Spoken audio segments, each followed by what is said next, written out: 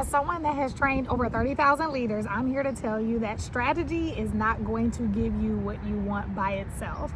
See, after doing a training this last week, I had a survey of all of my participants, and most of them said, by an alarming amount, that strategy is what they wanted from this training. Now, I give people what they want, but I know what they need. And what most people need, if they have not yet started executing on a strategy, is the 80% that they ignore.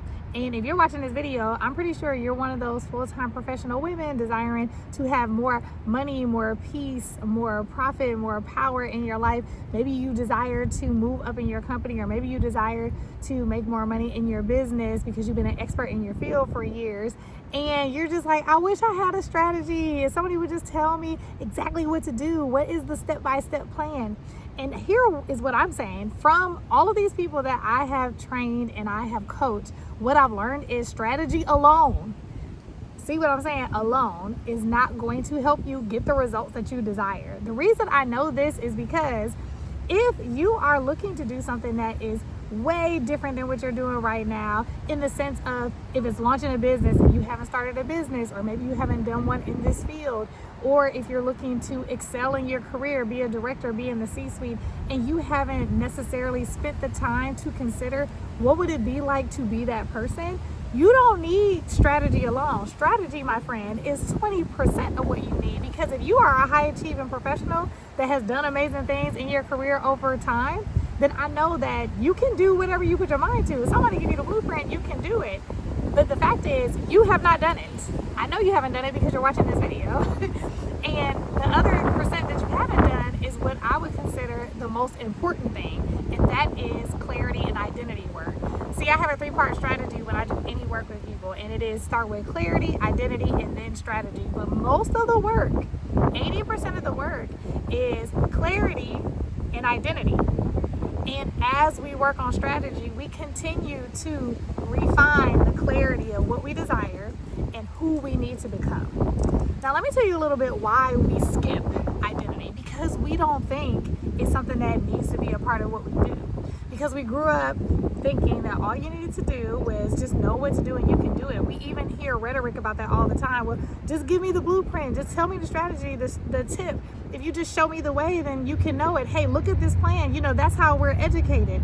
But we rarely get educated on seeing how we bring ourselves to the table, how we execute on things, how our energy is around the things that we're looking to execute on, how that actually influences the way that we execute and strategize our life. A lot of times you're probably bucking up against a perfectly good plan because you have not yet moved into being the person that is identified as someone that has the results of what you are working on. And so let me give you an example. I paid off $83,000 in debt in 2017. Yay! It took me about 8 years to do it.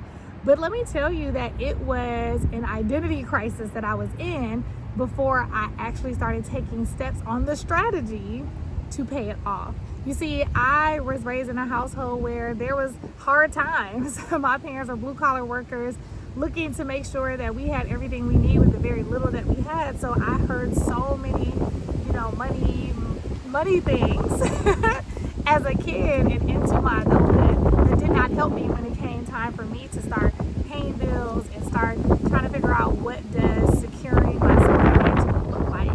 And the thing is, we're all raised by people that are doing the best they can with the information that they have. And so we don't think about how it influences us in the way that we look at money. You see, I had $83,000 in debt. Some of it was credit card debt, some of it was a car loan, and then a lot of it was student loan debt.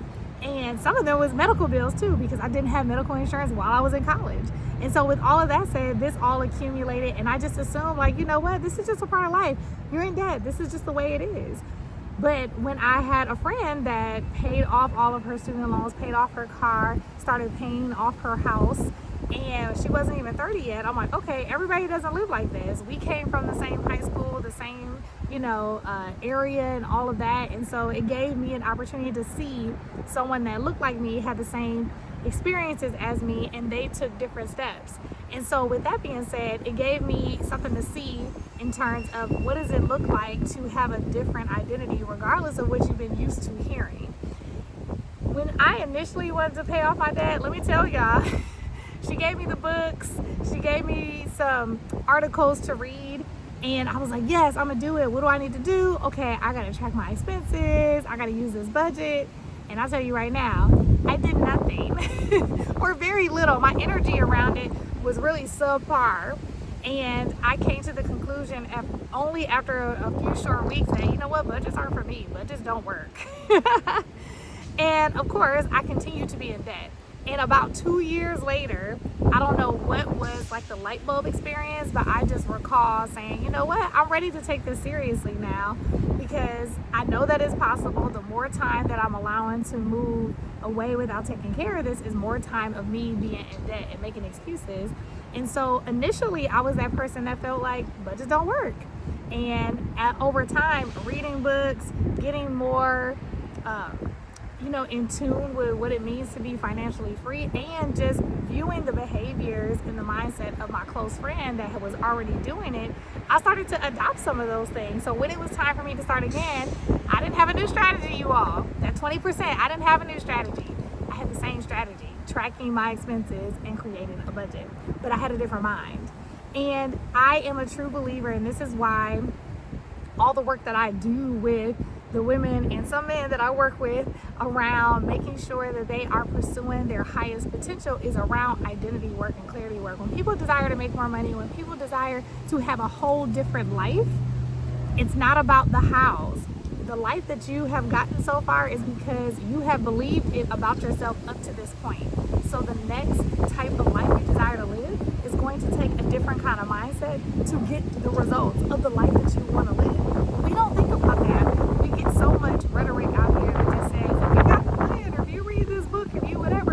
Yeah, some of those books and some of those plans include things that help you rewire and reprogram who you believe you are. But many times, if it doesn't come with that, we think that we're a failure because we did not do the strategy well. And that's not the case. There is rewiring that needs to happen. And I think because in some areas of our lives, we have actually done the thing without all this extra work to rewire our minds and stuff. And so we think like, man, it must just be too hard if I got to do all that. And no, it's not true. It's because there is something in us that has told us that the things that we have done with ease, air quotes, is something that is a part of who we are. Like some people don't think it's hard to lose weight. Some people don't think it's hard to change their diet. I'm one of those people. I don't think it's hard to change your diet and work out. But you know what? Over the course of my life, I have worked out. I have changed my diet multiple times.